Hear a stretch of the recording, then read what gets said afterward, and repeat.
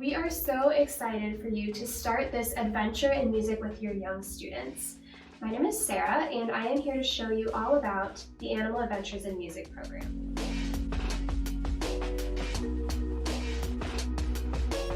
To get started, we'll answer the question, what is Animal Adventures in Music? It is a music introduction curriculum for young students ages 3 to 6. The difference between this program and so many other early childhood programs is that Animal Adventures in Music is designed to take place in a one-on-one private lesson setting. And it's also very flexible and can be adapted to the pace and the learning style of the student. The program is made up of 10 different levels, each going over various music concepts, and each level introduces the child to a different instrument. What materials do you have to work with? Well, first of all, we have this teacher guide, and this will take you through each of the different levels and give you ideas of activities that you can do with the students, as well as the concepts that you'll be introducing to them and the instruments as well. Each level also has its own student book. Now, the student workbook goes through each of the concepts that are introduced, and each level has its own animal guide. This is the level 5 book, and the animal guide is Hugo the Hippo. Each book is made up of 10 different chapters and a final test at the end of each level. Each chapter is divided into 2 different parts in this book. It has table time, which is what you will use during the lesson with the student, and then the adventure guide, which is take-home work for the student to do with their parent or guardian. Normally, you would go through 1 chapter per week, but you can also adjust that to the pace of the student. The program goes through so many different music theory concepts, from staccato to intervals to fermatas to 16th notes, even learning the music alphabet. It's similar to a few weeks in a college level music theory course. So this may sound like a lot, but not to worry. It is all broken down into very manageable sizes and very manageable lessons. And it can be adjusted to the pace of each student. And each activity is very age appropriate, so the students really pick it up pretty quickly.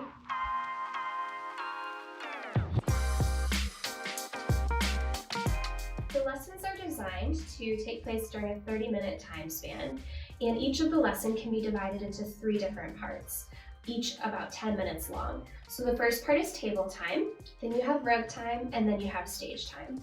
Some of the lessons might be a little bit different. A review lesson at the end of the book, for example, might be 30 minutes of table time.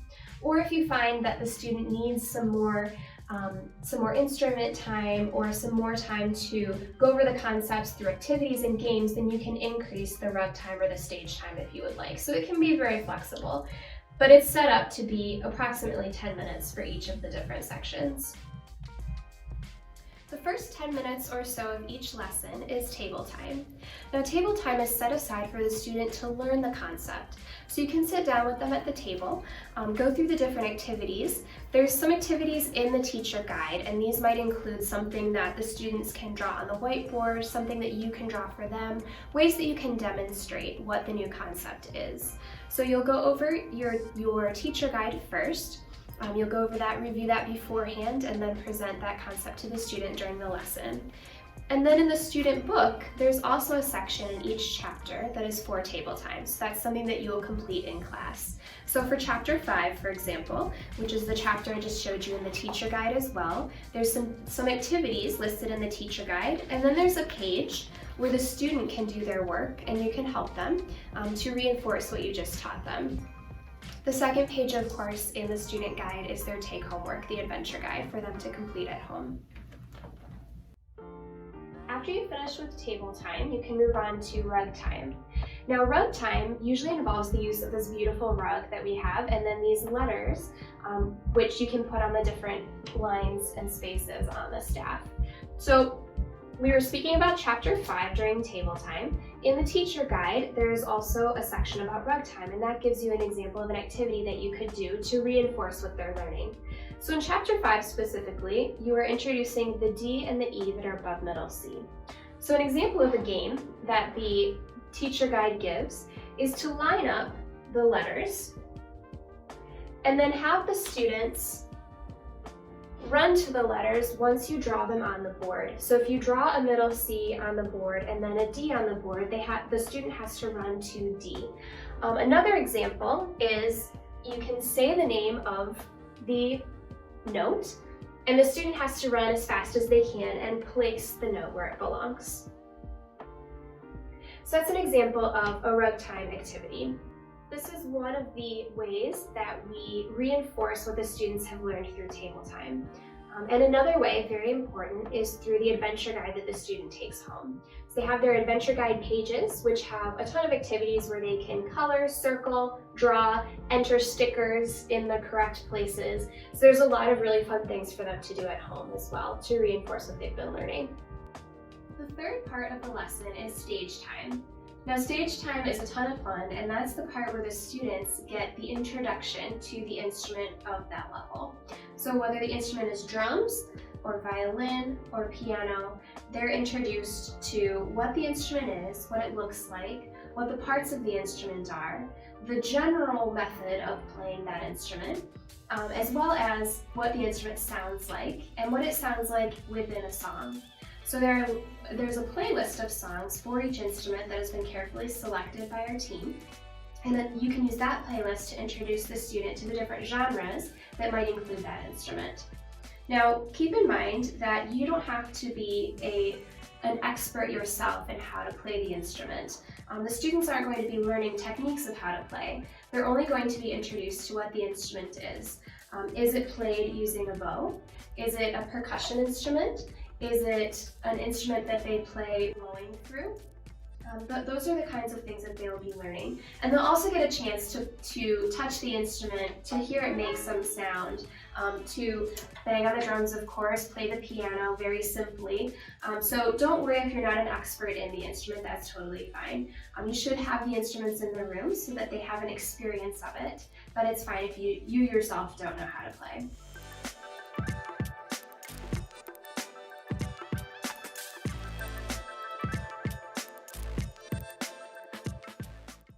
You can use the teacher guide to help you prepare for your upcoming lesson. So it's very important that you put some time beforehand into going through the concepts that you will be introducing to the student so that you're ready and you can use every minute of the lesson well.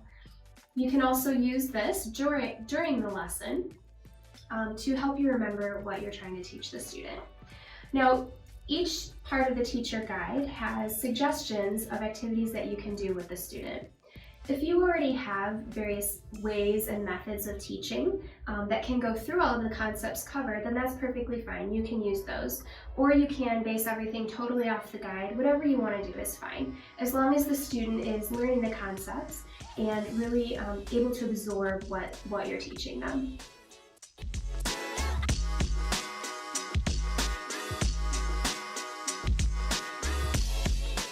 Once the student has completed all 10 chapters of the book, they have their final review. Now, as we mentioned before, this final review is usually recommended to be a full lesson on table time so that you can review the concepts that you've learned throughout those few weeks. Now, of course, this can be adjusted to whatever the student needs and whatever is going to be best for them. But the important thing is that they have a full review and reinforcement of everything that they've learned. The student then goes home and takes the test that is found in their book. Now, this test is totally open book. They shouldn't be stressed out about it at all. The parents shouldn't be stressed out about it. It's not so much about memorization or about getting a perfect score. It's just more about reinforcing what they've learned.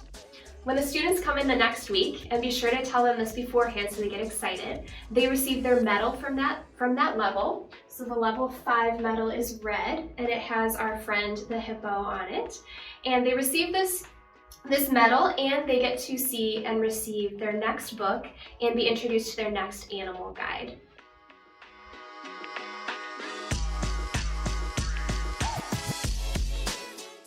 Each of the first 9 levels in Animal Adventures in Music is structured in a very similar way. Once the student reaches level 10, however, things are changed up quite a bit. There are no new music concepts introduced, and instead, the student is putting everything that they've learned into a song. So there's a song that is included in the back of your teacher guide, and that song incorporates all of the music theory that the student has learned, and they actually learn how to play the song on the piano.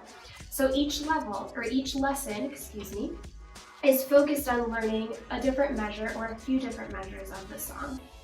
Now, once you start reaching the end of level 10, you can start preparing for the graduation for the student. There are invitations that can be cut out and sent home, and the student during that time will start preparing for their presentation and their performance of what they've learned. In order for the student to practice at home, if they do not have a keyboard or a piano, there is a paper cutout of a piano keyboard that they can use to practice. That's an option for them if they don't already have an instrument at home. So during the graduation, the parents, family members, friends can come to the lesson and listen to what the student has prepared for them. If you want to include other things like some snacks or another presentation of something the student has learned, feel free to do that. And it's also a great time to discuss with the parents the student's next steps in music lessons. It is very helpful and pretty important that the student can go immediately into instrument lessons right after they've finished with Animal Adventures in Music, so that they don't lose anything of what they've learned and they can really start putting it into practice. So it's a great time to discuss that with the parents and to discuss what you've seen in the child, what instrument they seem to be most interested in, what instrument maybe they seem to have a natural talent in, so that the parents know what to do and have some guidance going forward.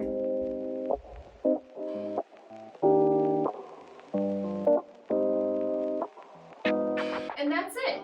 You are now ready to guide these young students through their adventure in music. We are so excited for you to get started. We are so excited for these students to have this program in their lives, and we wish you the best of luck.